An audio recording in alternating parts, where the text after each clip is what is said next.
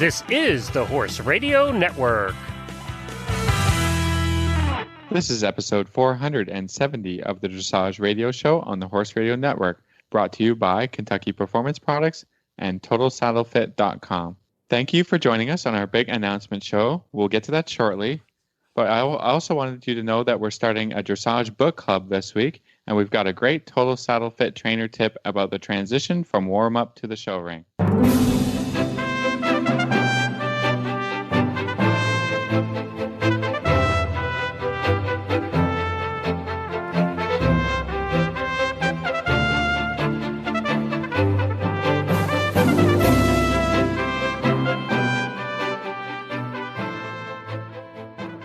This is Reese Koffler-Stanfield from Georgetown, Kentucky.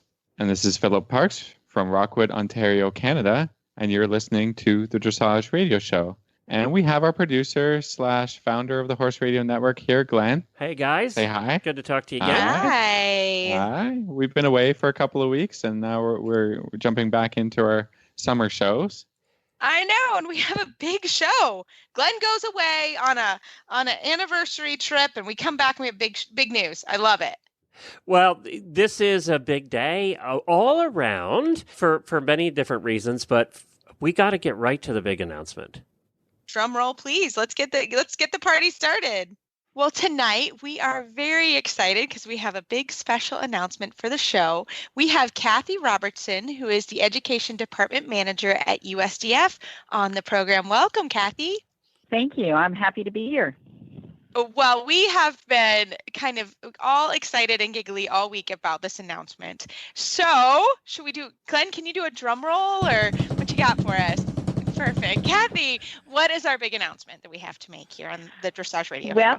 USDF is going to team up with the Dressage Radio Show for our podcasts, and we are excited to be able to bring one voice out to the dressage community, talking about education and things that are going on in the sport of dressage. Yes, we are so excited. So that means we are the official podcast of the USDF. Is that correct? Drum roll. That is correct. Going forward, we will be that official podcast, and we are excited to be joining you with the information. On behalf of the Horse Radio Network, I just wanted to jump in here and say how excited we are. We've been working on this for a few weeks, and we're very excited about this and being able to work with you guys. I think with podcasting growing like it is and growing, as quickly as it is, working together is just going to make that all that much better. I would agree. Yeah, we think so as well. So, Kathy, for our first program, we just kind of wanted to do our kind of introduction and also talk about what are some new things that are happening at USDF. Well, there's a lot of new things happening. We've got some new programs that are being implemented this year. I think you talked about it maybe a few weeks ago. We have our dressage seat equitation for adults that is getting started and growing, and this is going to offer us an opportunity to offer dressage seat equitation for youth and adults, and it is connected to year-end awards, so we're excited about that. We are gearing up for the new tests that are going to be out and available later this fall. That's always a big project. That's going to include a new filming of On the Levels and a lot of new test products. Of course, we're getting ready for finals and convention. And, everybody just needs to, stay in touch on the website and look for new updates and new programs that are always coming out. Exactly. And one of the things that we'll be doing is we'll be there as well, which is always fun. We'll be able to kind of bring a little bit more on the scenes type things that are happening from the finals and from convention. And convention is where this year? Convention is in Salt Lake this year. And I believe there's information available on the website about the hotel and the location. Schedule is going to be going up soon. And of course, later in the beginning of the fall, we'll be announcing our inductees into the Hall of Fame, Lifetime Achievement Awards, Member of Distinction. So we're looking forward to all of that. Oh, I love it. So, Kathy, can we go back real quick and talk about, because I actually don't know that much about the dressage seat, the whole adult. Can you kind of tell us a little bit more about that? Well, that's a new program that has been started, and it is to recognize adults who are competing in those classes. There is qualifying criteria to ride in the finals, and the finals will be held in conjunction with their regional championships in each region. And you can go to the website and check out what that criteria is. And you can qualify in two ways, both through acquiring a minimum score in a dressage seat equitation class and by simply qualifying to go to the regional championships. So if you qualify at any level, you're automatically entered? Oh. You are automatically entered to go in. Oh, that's so cool. So how do you I haven't personally looked at the entries. Is it pretty obvious where you find that class, or how does that work? In the prize list, it would be obviously listed as a dressage seat equitation, and Okay. I think most competitions offer them anyway. And sometimes they're broken down by youth, adult. There might be open, there might be adult amateur, but those would all be listed in the prize list. Oh, cool. Well, that's fantastic. That's a completely new division that I also don't know that much about. So I'm in my head thinking who should be a part of that. So I love it. Yeah. Very cool. Anybody can be a part of it. And as I said, simply qualifying to ride in a regional championship, not including freestyle, will make you eligible to participate in the finals. Excellent. Very cool. Well, we are so excited again about our new partnership and what's happening. So if we have new listeners from USDF, we will have a link, or how's that going to work on the USDF website? We're going to have a link to the Dressage Radio Show on the website, and will be available in social media. And we'll also probably, as we do articles or have something that is connected to a podcast or something on the show, we will connect it through the Connection magazine and other materials. And as far as the feeds go, the Dressage Radio Show podcast feed will stay the same. So Yep. if you're listening on the Horse Radio Network side to Reese and Philip for the last 6 years? Six. This is your anniversary today, isn't it? It's my anniversary. It's Happy my 6-year anniversary. Thank you. Phil's about 3 weeks later after me, but I started June 1st, 6 years ago, which we're not going to talk. That was just, again, this is my 3-month interview. That's right. I'm still on it. So Yep. I'm slow in deciding, so you're still here. yeah. Exactly. But then what's also going to happen is there was a previous dressage show that the USDF did. And if you're coming in from that show and have never heard this one before, we will be putting this show out on that feed. So this show will go out on both feeds. So if you've been previously listening to the USDF feed on your podcast player or iTunes or wherever before, this show will come out on that feed. So it's going to go out on both. So you'll be able to listen wherever you were listening before. You just might have a new host. Wonderful. Well, There very you go. cool. That sounds great. Yeah. And as always, Kathy, how can our listeners, if they have any more questions or want to ask you directly on some of the programs at USDF, where can they find you? Well, they can always go to our website at www.usdf.org, or they can reach out to me directly. My email is krobertson@usdf.org. Well, fantastic. And Kathy or someone from the office will be coming on once a month to give us sort of the same kind of update on what's happening at USDF. And we're really looking forward to it. So we will talk to you in a couple weeks. Okay, looking forward to it. Well, that's a big news here for the Dressage Radio Show. And again, congratulations to Reese for 6 years, going in your 7th. You're just rocking and rolling here. Whew. 6 years, it feels like a long time. Like this has been a commitment, but no, it's in really some ways always... it feels like 6 years, and in some ways it's like, it's 6 years already? Yeah, it's true. It's very true. Depends on what day it is. Yeah. Depends on what day. But we do have new listeners, and I think it would be fun for you guys to kind of just reintroduce yourselves to the new listeners so they know who you are. Yeah. Okay. Well, I can go first, since we do joke a lot. We'll we'll bring that back around. When Glenn asked me to come on the show 6 years ago, he said, "Don't worry, it's just for 3 months." And so it was a 3-month commitment at that point, and now we're going into our 7th year. So it's crazy. But my name is Reese Koffler Stanfield, and we're introducing, because we will have some new listeners coming over from the USDF podcast. And I am actually based about 10 minutes from the office in Lexington, Kentucky. I have my own farm and training center here. We've also been here, which is crazy. We're going, 8 years this summer, which is crazy also to think about. And I am recently just achieved my FEI certification. So I am a USDF FEI certified instructor and bronze medalist, bronze, silver, and gold medalist, and my freestyle bars as well. So it's just been a joy to be here on the show. And, we really try. And please always feel like you can get a hold of us or approach us if you want to hear something or have us do something a little different. We love that. And we do. Forgot college professor. Oh, that's right. Oh, yeah. I am a college professor. Sometimes she teaches school. Yeah, I teach that's school. Kind of funny. Yes, I do. I teach global sport horse industry at the University of Kentucky, and I'm teaching a new class in the spring, which we'll be doing a study abroad program, which is great. So I do lots of different things, but my day job, my real job is training and teaching. I teach a lot, teach all over the country, and I have to give a shout out to my wonderful husband. You'll hear about him. His name is Travis, and he is poor guy. He is like the horsey husband. He was not into horses before we met, but he is now, and he owns a farm. And we have a wonderful dog that I also talk about a lot. Her name is Annie, and I just took a picture. She always is with me when I do the shows. She doesn't miss a show. So she's actually, besides Phil and Glenn, she's my other co-host. She's the third, third co-host. Third co-host. So that's a little bit about me. Phil, tell us about you.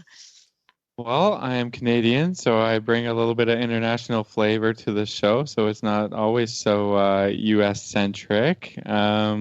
Reese and I have been friends for a lot longer than we've been doing the show. She actually was the one who dragged me along to this. I did.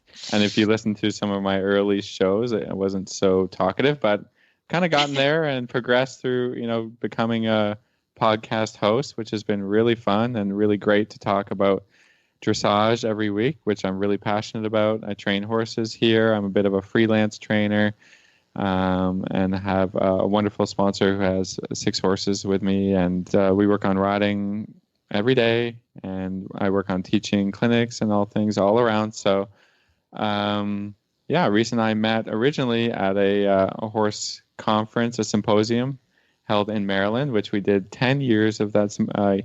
It was a focus on young dressage horses and young dressage horse tests and things like that.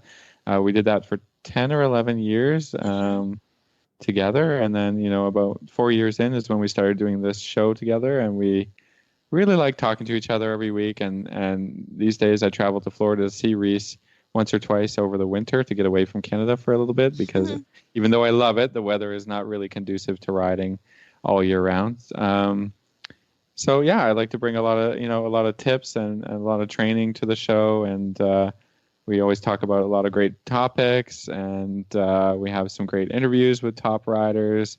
We're starting the book club later on this show this week, so I think that's a great new addition. And we will say that this is, unlike some of our other podcasts in the Horse Radio Network, this one is more training-centric. So there is a lot more value for your dollar. It really is, they really do spend a lot of time on training and talking about different things, including exercises that you can try at home. It's very practical that way. And I will say that even I understand some of what they talk about. And some of it. Not being anything, I'm the horse husband too, but if I get it, then everybody else probably gets it. And it's a very popular show. And we certainly are very proud of it here on the Horse Radio Network. For those that don't know, the Horse Radio Network is one of the largest independent podcast networks in the world. We're now approaching 7,000 episodes. We have 17 different shows, and that's soon to be 19, by the way. So we're adding shows. Adding more and more and more. More and more. Time, right? All the time. Our family's getting bigger. And you can listen at horseradionetwork.com, dressageradio.com, and also we have our own app. So if you want to get tons of good horsey content, more than you could ever listen to in 1 week, just go to Horse Radio Network in the App Store, iOS or Android. Download it. It's free. It's easy. It's one of the simplest ways to listen to the show. One other show I want to plug right now for new listeners is the 2018 WEG show. Reese and Phillip will be involved in that in a few months here. It is a show all about the World Equestrian Games that Samantha Clark and I do. We did a 2010 radio show as well, and we cover all the sports, all 8 disciplines, and we will be doing daily wrap-up shows during the World Equestrian Games for all 14 days, and Reese and Phillip will be coming in for dressage and helping us do those shows. So that's another one you can find at 2018radioshow.com. And maybe real quick before you go, Glenn, we can tell people about our auditor program because we talk about it often about our auditors, and maybe you can bring that to us as well. Well, we found that we have a lot of loyal listeners, thousands of them, and some of them wanted to help. They wanted to be part of an exclusive group, and we didn't have one. So we started this auditor program, and for as little as $1 a month, you too can become an auditor. People donate whatever you want. Whatever value you feel you get out of the show, then that's what you can donate, and it's from $1 to $25 a month. And one of the biggest values of that is not only supporting the hosts, because they get half the money that comes in every month gets divided up amongst the hosts, including Reese and Phillip. So they get a little bit of a raise every month because it keeps going up. Yeah, we appreciate it. And we like it. We love it. Yeah, we love our auditors. But they also get involved. You get to enter the HRN Auditor Facebook page, which is one of the most active, and I think Reese and Phillip will tell you this.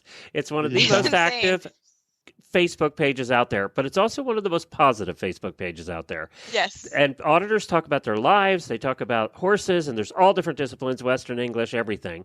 And it's very personal sometimes in there because it's a safe place, and we keep it that way. So one of the things, if we have an auditor on the show, they always say, I love being in the auditor room. Plus, we have special things. Auditors try out products and do product reviews. Giveaways. We do giveaways. We bring our auditors onto our show to talk to them, help us with our discussions and things. Well, they ask questions. They get to ask questions directly. Yeah. They get to come on the show and ask the questions. And we also provide other things for the auditors, too. So it is something that you can take a look at. If you go to dressageradio.com, there's an auditor banner. You can click on that, and it's very simple and easy to do.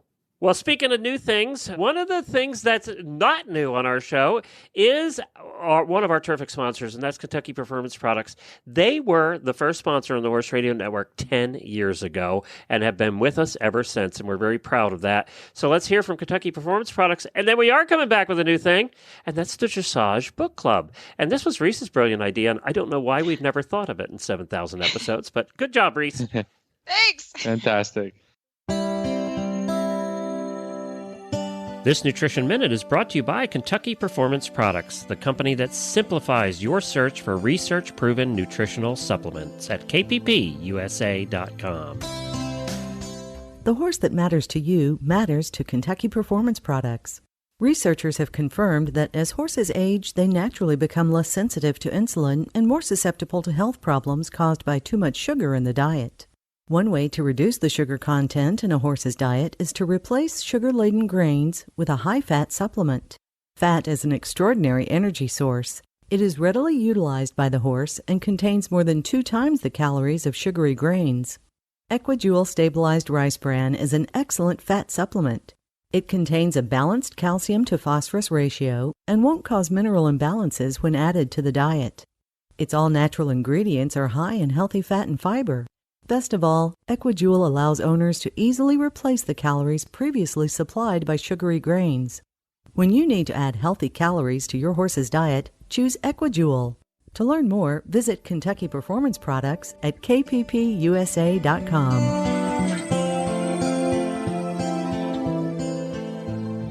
Well, Phil, I can't say that I always have a good idea, but we've been talking about the show in the last couple weeks and making some changes, all for the better and all good things.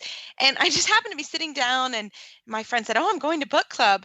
And I thought, why don't we have a book club on the Yeah, we radio need a show? dressage book club, We need right? a dressage book club. I don't think it exists. And I was really kind of excited about it and proud of the idea. And I hope it works. I think, we'll just see. We want everyone to enjoy the books we pick. And we're going to start out with a great book.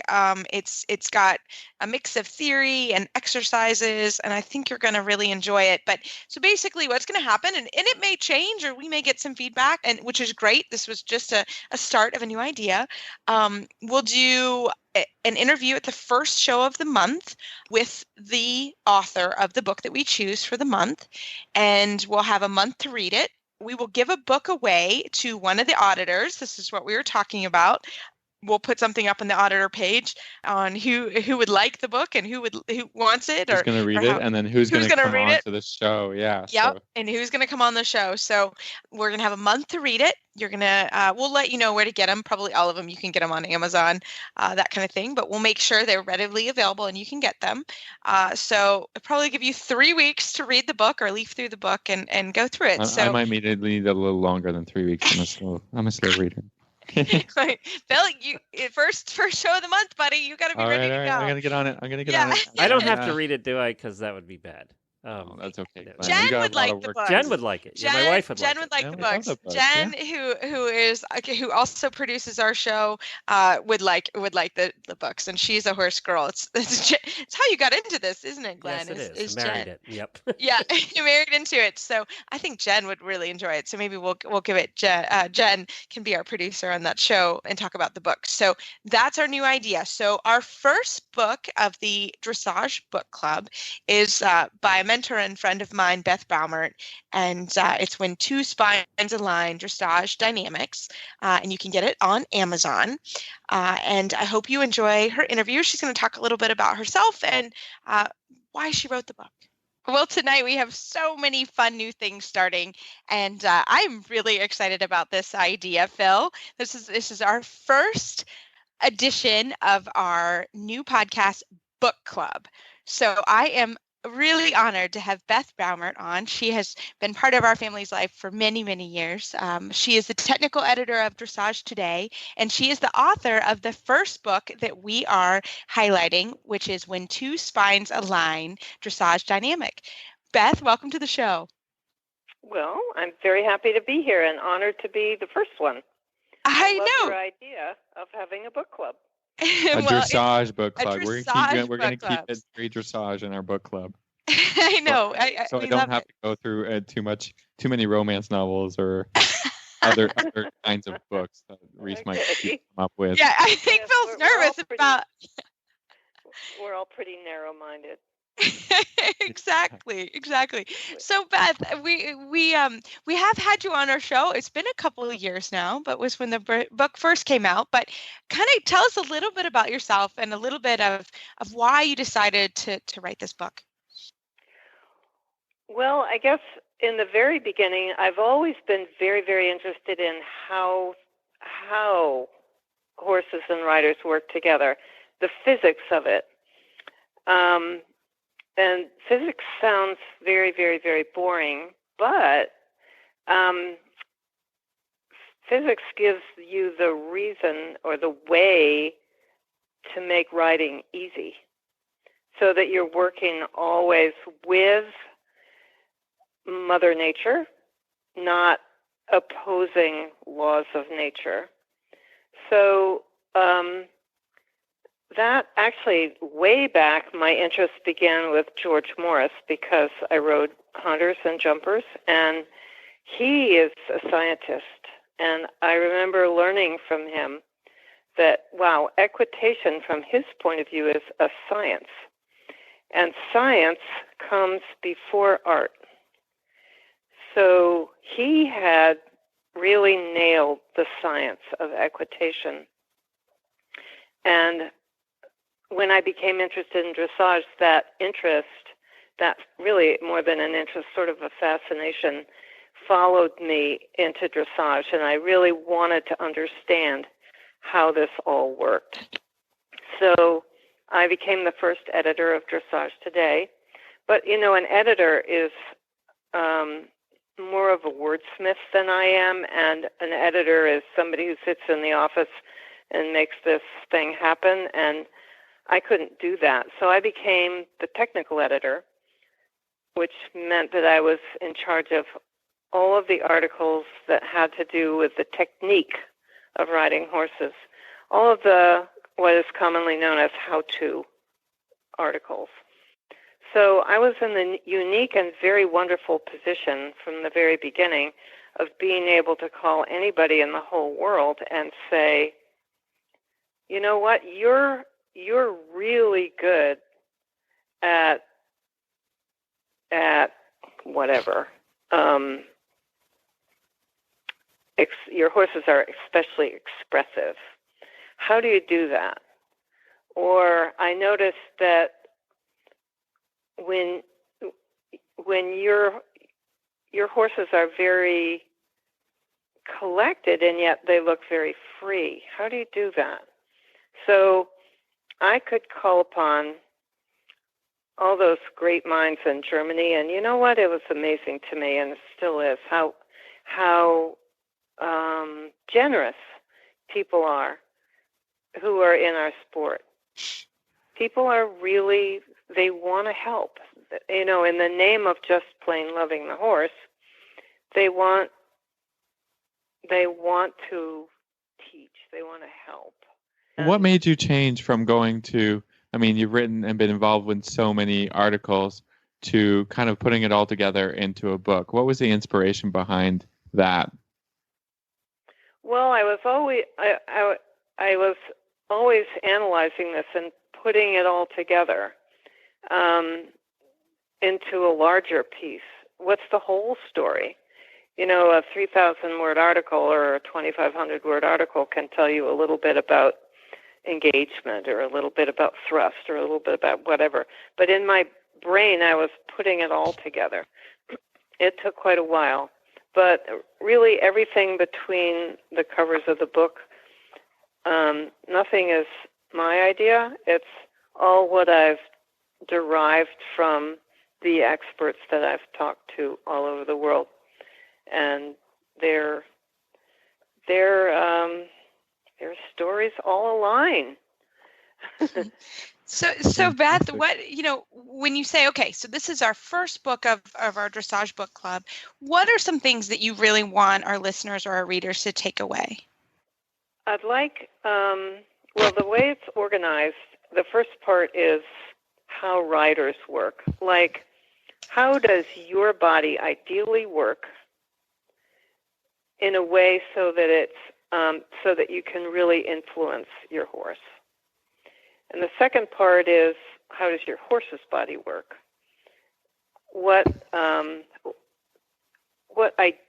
How do you ideally balance him so that he can be as athletic as possible and feel free? And then the third part is how horse and rider work together.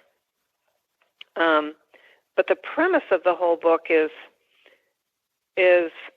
horses are happiest when they feel free, and they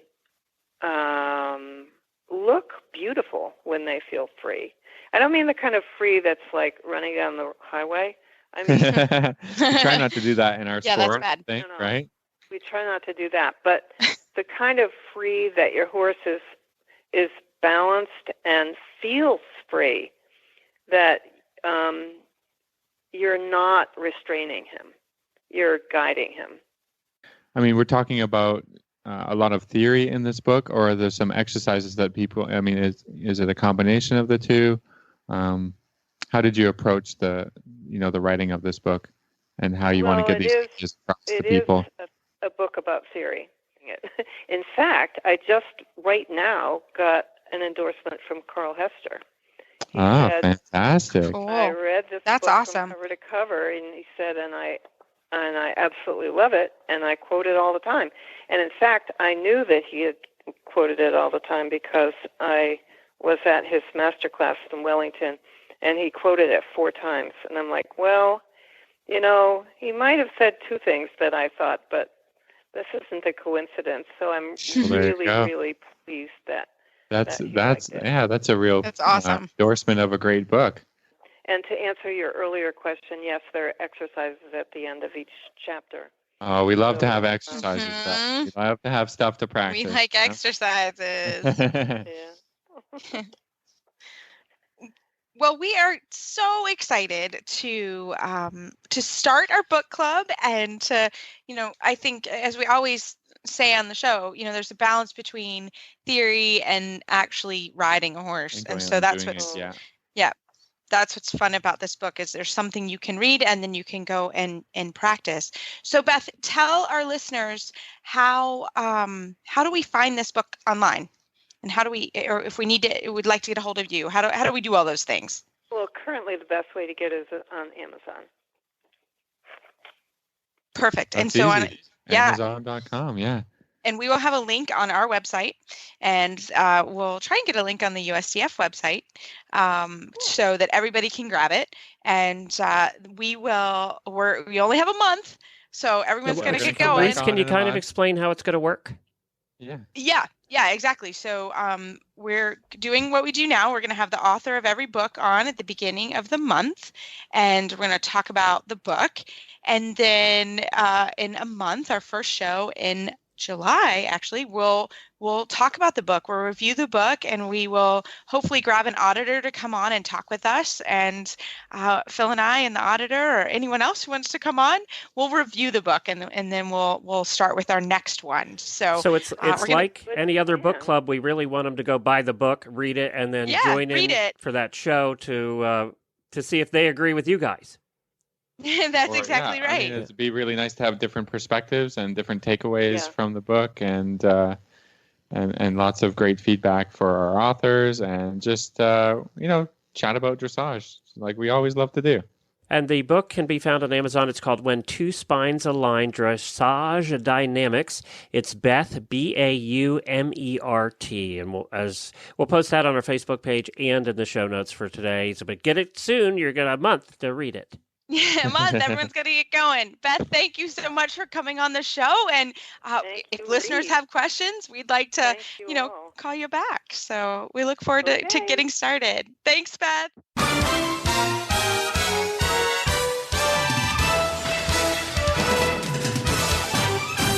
This week's dressage training tip is brought to you by Total Saddle Fit, home of the shoulder relief girth at TotalSaddleFit.com. Well, Phil, I think we're going to have a great Total Saddle Fit tip of the week, but I have been using my Stretch Tech shoulder relief girth a lot. And let me tell you, I really like the detachable liner. Just got to say. I had to switch Hello to he somehow just got a little pinch or something, and I switched him to the wool liner. Love it. Love it. Fantastic. It's great. It's finally gotten warm here, so I'm kind of took the leather liners off and put on the neoprene ones, and they can sweat, and I can hose that down like you like to do, Reese. Like I like to do. We all know it. So, but I mean, the products are really versatile, really tough. I mean, they're meant for a barn environment. They're not, you don't have to, take super good. I mean, I try and take good care of the stuff, but I mean, we know that that we're short on time and we're short on, all these things. So being able to hose that off or throw the wool one in the laundry and then have it come out clean and great, that's all very, very useful to us. Mm-hmm. And, I was at a horse show this last weekend, and somebody said to me, is that, shoulder relief girth really, good? You think it'll help my horse? And I says, listen, it can't not help your horse, and there's 110% money back guarantee to it. So you don't have anything to lose by ordering one. You don't like it, talk to Justin and send it back, basically. So it's just that easy. Great products. The first one I got is still going like it was. Yeah, mine too. It's the first day I got it. Yeah, it looks like the same. I know, it's amazing. Yeah, these products are tough. That's what I really like about them. They're meant to be used, and they're meant to be used every day. So thank you so much, Justin, for your product. Justin, a Total Saddle Fit. He's all kinds of new products. Yeah, I think it's great. I love it. So, Phil, you've got a great total saddle fit tip for us off of I don't the know. Facebook You might have page. to come up with a tip, but Oh, I'll give yeah. you a question. How about that? Mm-hmm. We'll both come in with a tip as usual. So here's a listener question from Megan. At my last horse trial, my horse warmed up great and had to walk down a small hill into the lower arena where the dressage arena was located. He immediately forgot everything he had accomplished in the warm-up and felt very on the muscle. The judge blew the whistle right away, and my horse charged down center line like he was going into battle. Any tips or tricks on how to quickly manage tension that crops up in the transition between the arena and the, it's the warm-up arena and the competition arena? Any thoughts? Yeah, this is a tough one. Yeah, and it is show season here too, and we had horses all over horse shows last weekend, and so everyone's kind of coming back this week. And what do we need to work on for the next couple of weeks? Right? Yeah, getting the feedback. Watching videos. I had some good and ugly and okay, and I got kind of the Everything gamut in between. Yeah, I did this week. I also had a horse kind of very similar. It's a horse that I know pretty well. I work with him year round, and I work with him in Florida, and I work with him here in Kentucky. So I know the horse pretty well, and I know the horse in some different environments, and it's an event horse, and he also does show jumping, and it's a pretty well-rounded horse. And she went down the center line, and it was windy, and like the tent was flapping, and she said, "Oh my gosh, I just went down the center line and I just lost him. What are some things that I can do?" So it's a similar question, a little different scenario. But I think one of the things that we try to do in training is I actually, if we're really practicing the test, we do take a little break, and maybe we have a little water break or we have a little discussion break. And we do that on purpose because that typically happens at the horse show. You typically stop and we'll take your boots off or have a drink of water or talk to your trainer. And so sometimes when you pick that horse back up, it says, no, I'm good. I'm done. So we train that. I also think it's good to change venues when you're training. So let's say sometimes we'll warm up outside and we'll come into the arena, the main ring, and ride the test. So I think that that's also a very helpful thing, so the horses are used to changing, because a lot of times you ride in the same environment and you don't go somewhere else. So that is something that we try to do. Also here, I'm super lucky here in Lexington. We have a wonderful, it's at a local park, and it's a ride a test clinic. And it happens actually every Wednesday night. A local judge and a local trainer. They go to this park, and it's called Summerbird, and you can go and for $10 you can ride your test and get feedback. And if it doesn't go well, I personally have spent $40 on one horse before because I rode the test 4 times. I mean, I just couldn't. I mean, he would not focus, and it was a young horse, and he needed to learn. We go to the horse show, it's as much of a horse show environment as you can get on a Wednesday night, but it's a great thing. You could do that same model somewhere else. At a local farm. Yeah. At a local farm. Absolutely. Like lots of local farms host shows, and they're happy to, I know one that will have you over if it's not a horse show or whatever. You can sort of use the same environment and practice. But I think what we're saying here is it's a lot about miles, right? And learning how to deal with these situations. And I like to go to multi-day shows so that, like I'll trailer in the day before so that I can, sort of create this show environment without the judge in the booth. So I warm up the horse in the warm-up arena, and then, just like it was a show, walk your horse over, do a test. Okay, goes good, goes bad, whatever. Go back out to the warm-up, do another, try and fix a few things, come back in so that you're getting that experience of the warm-up being somewhere other than the test riding ring.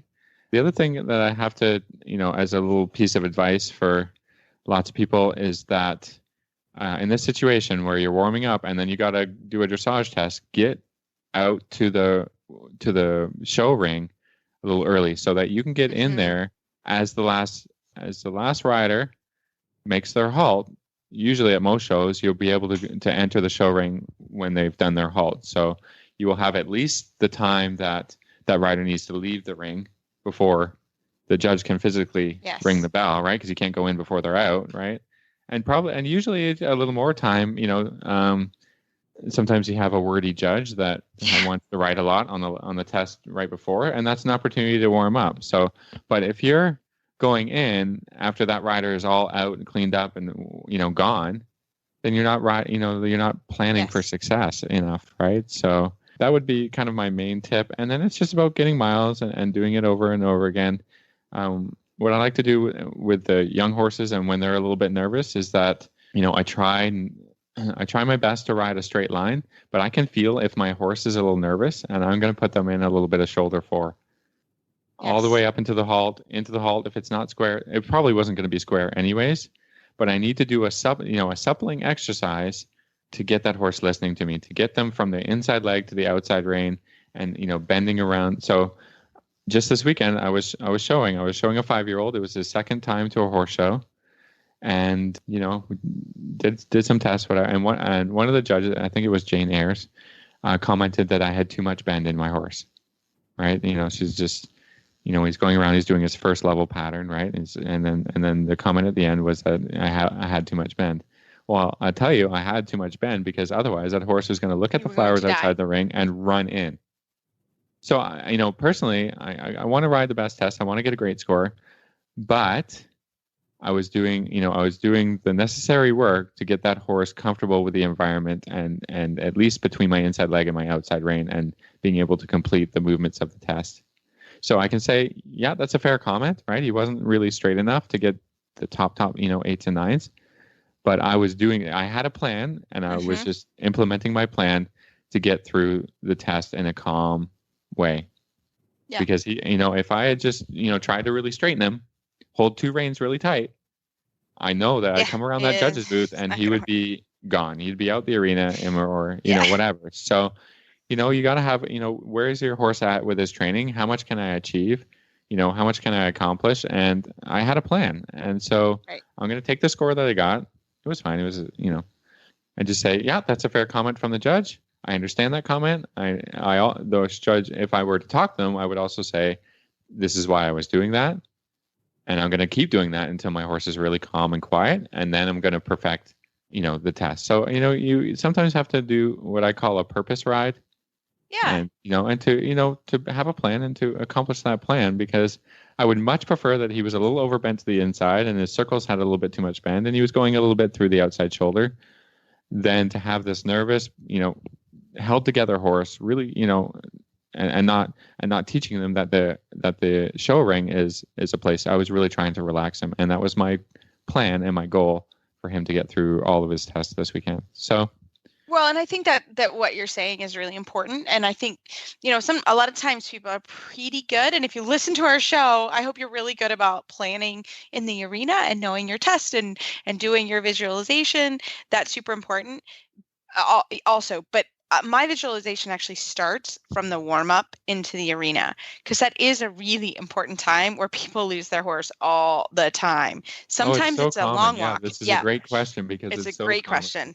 Literally, I have answered this question 4 times this week. Like, I had a great warm up, but I lost them. Okay, so how did we lose them? Where did we lose them? But the other thing is, like Phil was saying, around the arena, he had a plan. And I'm showing this weekend. I'm showing. Everybody's seen Follow Me, Mikey. He's showing second level. It's a little bit of a stretch, but we're gonna go for it. I know I have a plan of what I'm going to do around the arena, because I know if I do a certain thing, I'm going to get in trouble. So I'm going to go around the arena and he is going to canter forward to the bit around the arena. I know if I go in and I trot, I'm going to sort of lose my trot. So I know that. And so I have a plan of what I'm going to do around the arena, and hopefully it works. Tune in for next week's installment. Yeah, maybe it doesn't work and you got to come up with a new plan. And I got to come up with a new plan. That's part of riding thousands of tests. Thousands of test patterns, Yeah, that's whether right. If you're an eventer, you probably don't like that. Maybe you don't like that aspect of the eventing, but if you want to be, it's how you win. It's how you win. You got to do it. So yeah, you got to do spend some time on it. Have a plan. Do your best. Come out. If it doesn't work, make a new plan or figure out what's going to work, and train it a little bit and train it. I mean, that's the other thing is you really have to train it. So we hope that helps. As always, we try to use our total saddle fit tip of the week to help you, and let us know. And everybody, good luck because it is show season. So we hope you're doing a good job. And feel free to contact us with any more show questions. We love them. And you can do that by contacting Reese at horseradionetwork.com or Philip at horseradionetwork.com. Well, as always, we love email and Facebook shout outs, and that is for our new listeners that have come on the show. We really do answer them, and we really do try to get people on. If you have a question or a tip you think we should tackle or we need to find someone else, we will do that. So we do a trainer tip every week, and we always love feedback. It makes our job even easier here on the show. And we, like I said, we're super excited. I'm excited to enter a new year here at the Horse Radio Network and dragging Phil along. And we're very excited to be the new official podcast of the United States Dressage Federation, which is your connection to dressage education, competition, and achievement. Visit USDF.org for more information. That's www.usdf.org, the online destination for dressage. You can find our show notes and links to today's guests on our website, dressageradio.com. Like us on Facebook, just search Dressage Radio Show. Follow us on Twitter at Horse Radio. My website is maplecrestfarmky.com. I have a new Instagram account, Maple Crest Farm, and my email is reese@horseradionetwork.com. The best way to find me is on Facebook, or my email is philip@horseradionetwork.com. I'd like to thank our sponsors this week for allowing us to put on a good show. And don't forget to check out all the other shows on the Horse Radio Network at horseradionetwork.com. Everybody, keep your heels down and your shoulders back, and we will talk to you next week.